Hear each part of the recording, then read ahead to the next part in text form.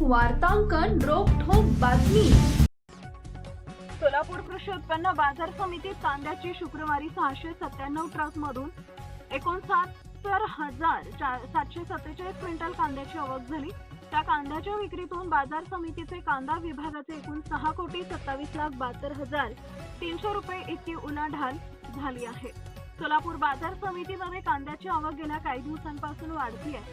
मकर संक्रांतीच्या सुट्टीनंतर बाजारपेठा सुरू झाल्या, त्यानंतर बाजारात कांद्याची आवक वाढत असलेली दिसते आहे।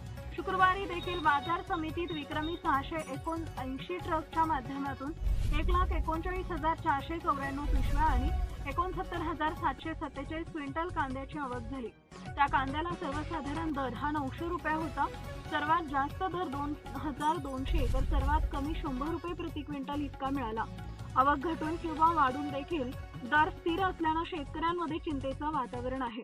दरम्यान कांद्याला दर वाढीव मिळावे जेणेकरून शेतकऱ्यांसह व्यापारी आणि इतर घटकांना देखील त्याचा चांगला फायदा मिळेल अशी आशा कांदा आडत व्यापारी वर्गातून व्यक्त केली जाते आहे।